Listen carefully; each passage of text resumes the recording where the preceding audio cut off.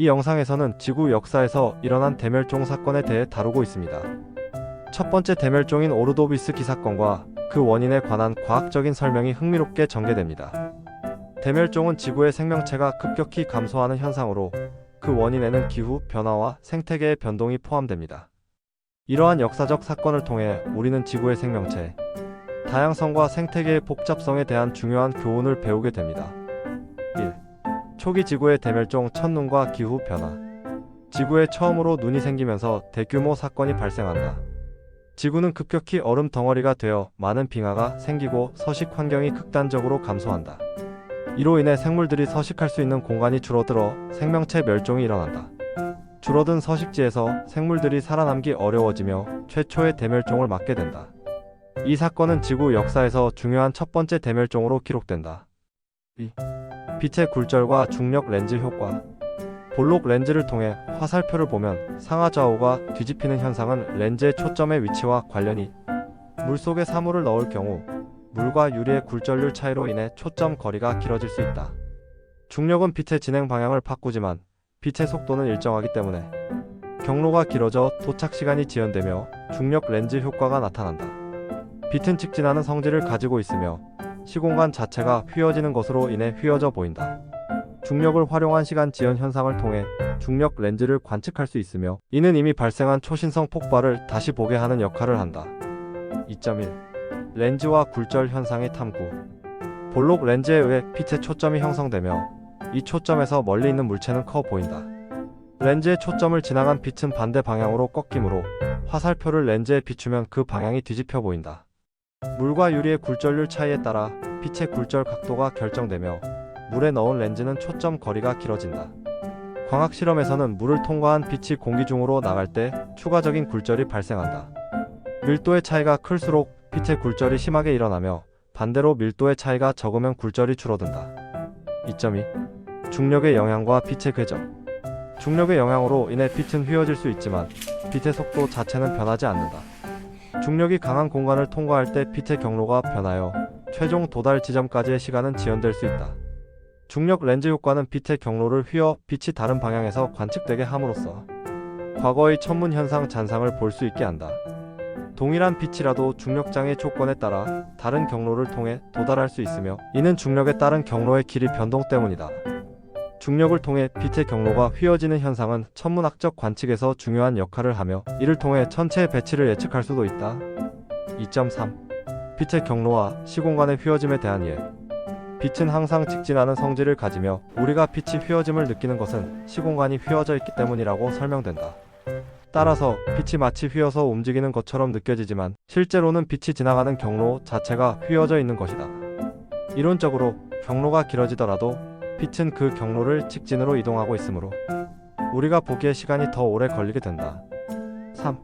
유로파 클리퍼 탐사와 지구-달의 형성 이론. 유로파 클리퍼 탐사선이 10월 10일 발사될 예정이며 목성의 얼음 위성 유로파를 탐사하여 외계 생명체의 흔적을 찾으려 하고 있다. 유로파 클리퍼는 5년 동안 목성의 위성들을 관측하고 적외선 카메라와 레이더를 이용해 유로파의 바닷속 온도 차이나 얼음 두께 등을 측정할 계획이다. 달의 형성은 약 45억 년 전 원시 지구 가이아와 다른 천체 테이아의 대충돌로 만들어졌으며 이 충돌로 인해 나온 부스러기들이 합쳐져 달이 형성되었다고 본다. 이 대충돌은 지구의 자전축을 기울게 하여 계절 변화를 발생시켰으며 이는 생물 다양성의 증가에도 기여하였다. 달은 지구의 자전축이 안정적으로 유지되도록 돕고 있으며 이는 다른 행성과의 중력 영향을 받지 않도록 하는 데 중요한 역할을 한다. 3.1. 유로파 클리퍼 탐사선 발사 소식. 유로파 클리퍼 탐사선의 발사가 예정되어 있다는 소식이 전해진다. 발사 예정 날짜는 10월 10일로 예정되어 있다. 3.2. 유로파 클리퍼 목성 위성 탐사의 기대. 유로파 클리퍼는 목성의 위성인 유로파 등을 탐사하기 위해 5년간 항해하며 특히 유로파에서 많은 탐사를 수행할 예정이다. 유로파 표면 아래에는 지구의 바다보다 많은 양의 물이 존재할 것으로 예상되며 그 결과 외계 생명체의 흔적이 있을 수 있다는 기대감이 있다. 탐사에는 가시광 카메라와 적외선 카메라가 사용되며 유로파의 수온이나 바다의 온도 차이 등을 조사할 계획이다. 유로파 클리퍼는 착륙 목표가 아닌 궤도선을 통해 유로파의 특정 지역을 자세히 조사하여 이후 착륙을 위한 지역을 탐색하는 임무를 수행한다. 달의 형성과 관련하여 지구와 유사한 궤도를 가졌던 모행성으로부터 달이 형성되었을 가능성이 추정된다. 3.3. 지구와 달의 형성 및 영향. 지구와 달의 암석 성분이 같은 이유는 두 천체가 함께 충돌하면서 생성되었기 때문이다. 테이아 가설에 따르면 달은 약 45억 년 전에 생성되었으며 38억 년 전부터는 지구에 생명체가 존재했을 가능성이 있다. 초기의 달은 지금보다 6배 정도 크게 보였으며 지금의 크기까지 점차 멀어졌다. 달은 지구의 자전축을 안정시켜 계절을 만들게 하며 이는 지구 생태계에 중요한 영향을 미친다. 반면에 화성의 위성은 매우 작고 지구의 달과 달리 행성의 자전축을 안정화시키지 못한다. 3.4. 화성과 지구의 내부 구조 차이. 화성의 자전축은 매우 심하게 기울어져 있으며 이는 화성의 기후와 극지방 얼음 형성에 큰 영향을 미친다. 과거 화성은 대규모 홍수가 있었던 것으로 보이며 이는 지질학적 증거와 화성 표면의 강과 호수 흔적으로 뒷받침된다. 지구와 달리 화성은 내부 구조 때문에 강한 자기장을 형성하지 못하여 태양풍의 영향을 그대로 받는다. 화성에는 물이 있었으나 태양풍에 의해 물의 증발이 지속되어 바다가 존재하지 않게 되었다. 지구는 내부에 철과 니켈로 된 내핵과 외핵이 존재하여 지속적인 자기장을 형성하고 이는 생명체의 보호막 역할을 한다. 3.5. 화성 테라포밍과 지구 대멸종의 연관성.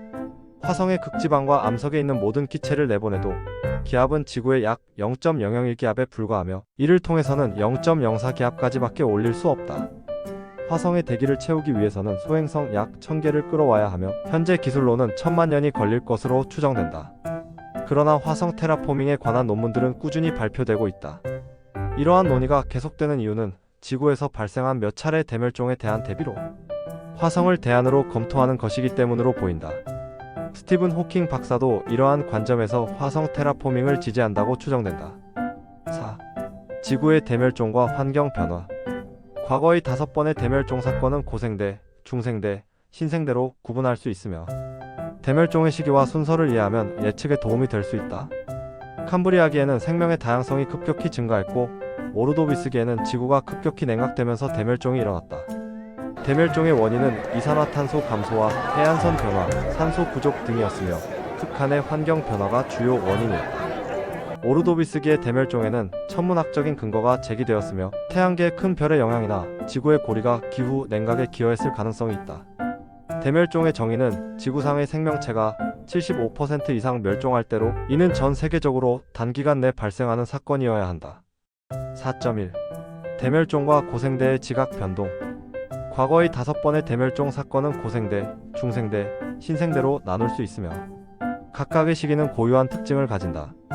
대멸종 관련한 기억법으로 고생대부터 신생대까지의 시대를 외우기 쉽게 만들었다.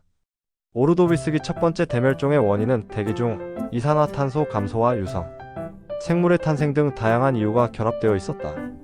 지구가 추워지면서 빙하의 확산과 함께 바다 생명체의 서식지가 줄어들면서 첫 대멸종이 일어났다. 오르도비스기 동안 지구는 일시적이나마 고리를 가졌을 가능성이 있으며 이는 천문학자들이 지구의 자전 궤도를 변화시켰을 가능성을 제기하게 한다. 4.2. 대멸종의 기준과 정의. 대멸종은 생명체의 75%가 짧은 시간 안에 멸종하는 것으로 정의된다. 전체 지구에 걸쳐 모든 분류군이 멸종해야 대멸종으로 간주된다. 대멸종의 기간은 약 100만 년 이내로 설정되어 있으며 너무 길게 지속되면 안 된다. 대멸종의 정의는 명확하지 않아 어느 정도의 멸종이 대멸종인지 데이터를 통해 판단하기 어렵다. 화석 기록을 통해 멸종 범위를 추정하지만 발견된 화석 수가 제한적이어서 정확한 판단은 어렵다. 4.3. 지구 대멸종의 복합적 원인과 당시 생태계.